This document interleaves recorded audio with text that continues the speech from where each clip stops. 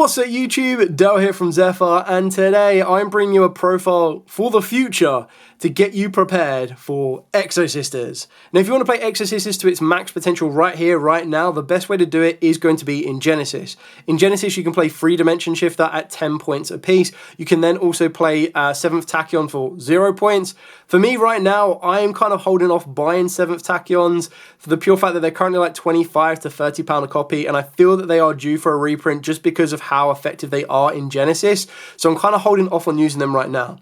That being said as well, the brand new support we're going to get in Burst Protocol, which is like the end of January, start of February, kind of means that you rely a little bit less on that particular card, and that's when this deck can start to shine because the new cards are absolutely amazing.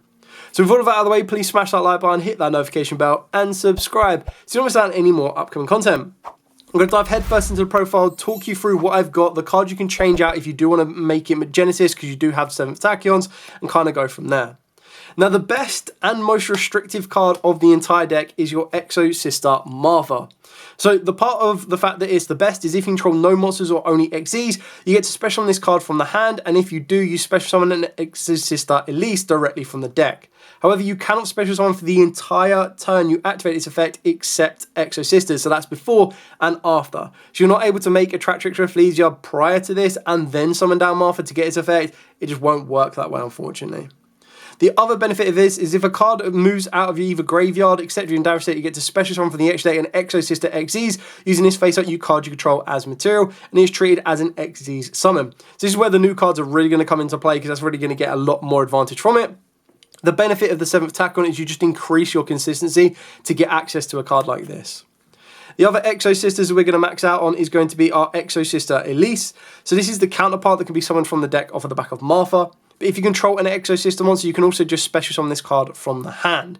And if you control specifically Exosister Stellar, you gain 800 life points. If your opponent moves a card, so this is the big difference between Martha and itself, then from the graveyard, or either graveyards in general, you get to special summon from the extra deck an Exosister XEs using this face-up card you control as material. Now you still need to use your materials required, so you're still going to need to use 2 level 4s to make the XE summon, and that's just going to get even easier with the brand new support. The other Exosister card we play is 2 Exosister Stellar. So during the main phase, you get to special summon an Exosister from the hand, and if you control specifically Elise, you gain 800 life points. And again, if your opponent specifically moves a card from either graveyard, you special summon out of the extra deck a Exosister XEs using this face-up card you control as material.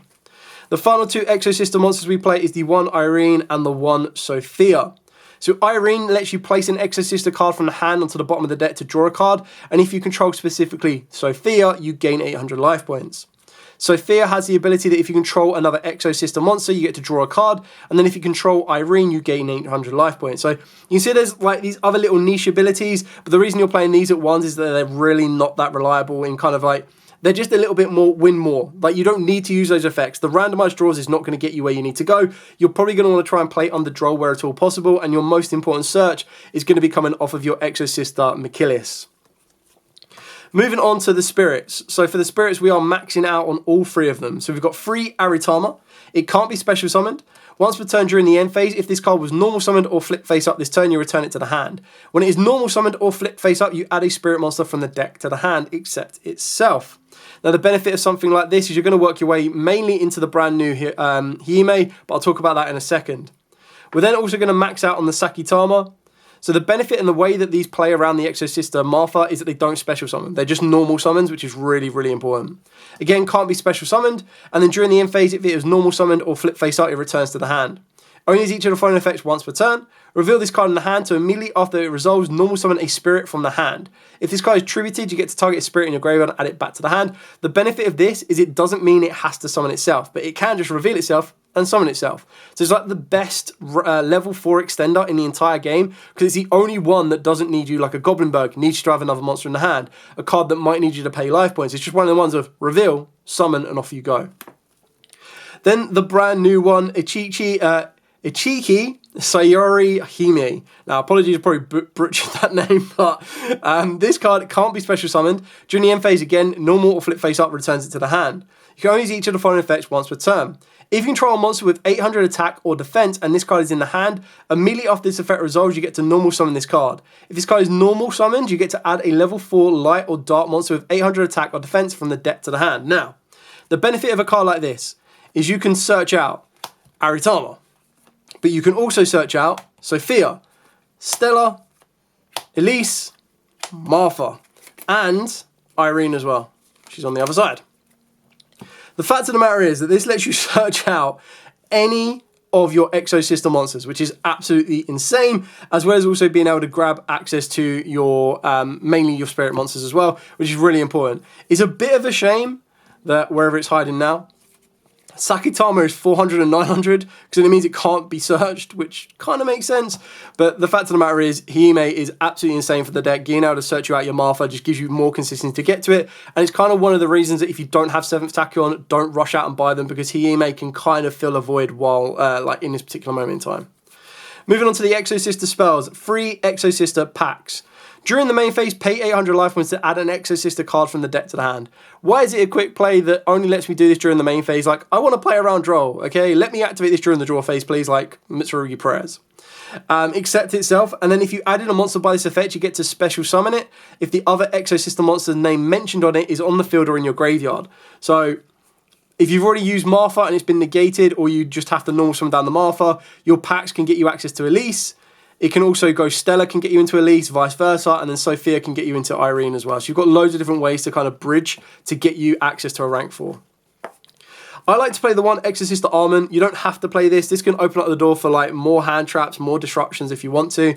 But you pay 800 life points to target an Exosister you control and special summon an Exosister XYZ from your extra deck with a different name than the card you control by using that target as material, and it is treated as an XYZ summon. You transfer its materials to the summon. You can only activate 1 armament per turn, and you can only activate this card during your opponent's turn unless your opponent controls a monster specialed from the graveyard. So it's just another nice disruption effect that if you're trying to play under Nibiru, you can just put one of your 2 level 4s on the field and you're like, right, okay, my opponents interact with me already. They've used an Ash, they've used an Imperm.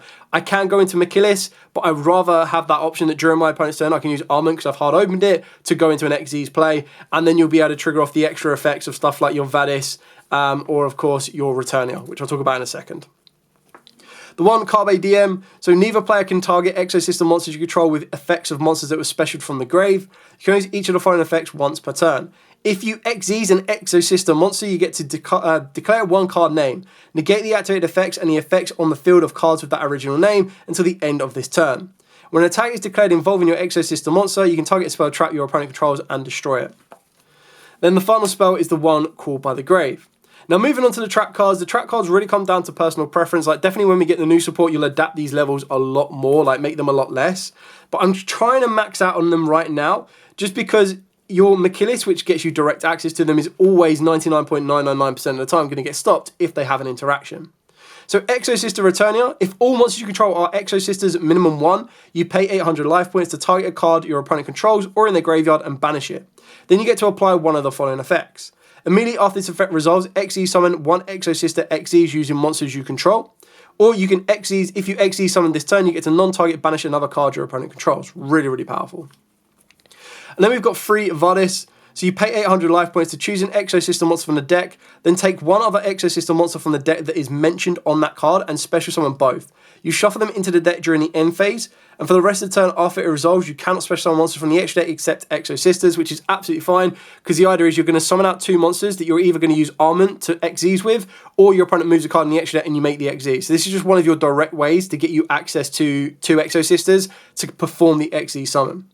Another card that I'm highly considering for the deck, because it has no direct protection to Nibiru, the Primal Being, is Salesban. But I feel that that's a card you could pretty much side in, unless your environment is main decking it, and then you main deck Salesban. But this deck should be able to play through and around Impermanence Veilers, Ashes, Impulses, and everything else in between. For the final non-engine slots, pretty standard on this one. 3 Fuelos, 3 Droll, and then 3 Forbidden Droplet. I decided to go with cards that are going to be effective going second and first, a bit more balanced. Like Droplet can help me play a little bit more reserved going first, but it can also help me break fields or negate fields to then push further forward. Droll mitigates the type of field that my opponent will present, the exact same thing with Molchummy Fuelos.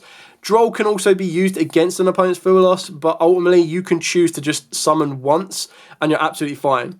The biggest issue is if you go for Martha and they go Fuelos, they'll get the draw off of Ellis, and it's up to you if you create an XYZ to give them another draw or not, but that's something you do need to keep in mind. So that's it for the entire main deck. Now to move on to the extra deck. So for the extra deck, the only Exosister you really need to max out on right now is your Exosister Machillis. So this one is generic rank 4, which is why you can utilize the spirits very easily. It can't be destroyed by battle with a monster special from the grave. You can only use each of the following effects once per turn.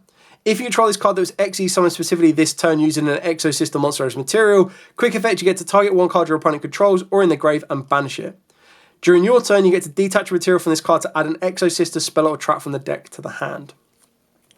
Then your main boss monster for the extra deck is your Exosister Magnifica. 2 rank 4 Exosisters XZ's monsters. Must be XE summoned with the above materials, and it can make a second attack during each battle phase. Once per turn, quick effect, detach a material from this card to banish one card your opponent controls. When your opponent activates a card or effect, you get a quick effect to return one XE's monster you own that is attached to this card to the extra deck, and then you get to special summon that monster from the extra deck using this card you control as material. So the idea is that you're going to want to make this with a Machillis. You leave Machillis attached. This isn't the one you're going to want to detach for the banish effect, and then you use Magnifica to basically turn itself into a Machillis, and then that Machillis is summoned that turn during your opponent's turn, so you get another banish. So when you're backing this up with a Returnia, you're going to end up getting like 4 banishes, which is absolutely insane. 2 Exosister Castel. So generic rank 4, can't be destroyed by battle with a monster special from the grave, only use each of the following effects once per turn. If it's XE summoned using an Exosister monster material, neither player can special summon monsters from the graveyards for the rest of the turn. So really good against the Mitsurugi matchup, because you stop them being able to loop back the Murakumo. You can detach a material from this card to add an Exosister monster from the deck to the hand. I've got the 2 Ocelia. The only reason that I'm playing the 2 of Sophiel, not Celio, Sophiel, is for right now, because I'm not playing the Tachyon, I just have more options on my extra deck to be a bit more flexible. Again, can't be destroyed by activated effects of monsters special from the grave, only use each of the following effects once per turn. If it's XE summoned using an Exosister as material, neither player can activate card effects in the grave this turn. Detach material from this card, target a monster your opponent controls and return it to the hand. So very disruptive in my opinion. The 1 Jabrain, this is part of your OTK enabler, because it can't be destroyed by activated effects of monsters special from the grave. Only use each of the following effects once per turn. Even control this card that was XE summoned this turn by using an Exosister as material, target an effect monster your opponent controls and negate its effects until the end of the turn. During your turn, you detach material from this card, and then for the rest of the turn, all XEs you control gain 800 attack. So the idea is, because your Magnifica can attack twice, you're giving Magnifica an extra 800, so it goes up to a 36 base, attacking twice, and your brain goes up to a 22, which is really important. And the last 4 cards, and then the 5th card that kind of completes your extra deck is entirely up to you. I've got the 1 Typhon, the 1 Exton, 1 Zeus, and then the 1 Terribly Tired Taper. Now the idea is you can only access these if you don't use Martha's Effect. If you use Martha's Effect, no bueno, you're not going to be able to activate any of these or get access to any of these. The 5th and final card to complete your extra deck can either be, like in the most generic of terms, to give you cards you're actually going to access and summon, you're going to want to use an Exosister monster. In generic terms, you'll probably look at something like an SP Little Knight. It really is entirely flexible. I can't wait till we get the new cards, because then you can pretty much get rid of these. The last card that you would play is number 104, and that is basically just your 7th Tachyon target. But like I said, I'm avoiding 7th Tachyon as it currently stands, as I feel that it could either get a reprint, or until I find a price point where I'm like, okay, I'm ready to invest and I want to play Exosisters as my main Genesis deck. So until I've kind of figured that one out and go, you know what, I'm going to make Exosisters my main deck for Genesis, I'm not ready to kind of invest in 7th Tachyons just yet. But if you already have them, by all means, you would definitely be putting them in here. It just increases the ceiling of this deck and works out really, really nicely. Anyway, thank you so much for watching. I can't wait for the new support. This is a preview, like I said. If you like Exosisters, if you know about Exosisters, if you know the new cards are coming and you want to get the new cards, then you're going to want to make sure you're picking these cards up, because if you don't have them and they drop, then you're going to be a little bit disappointed.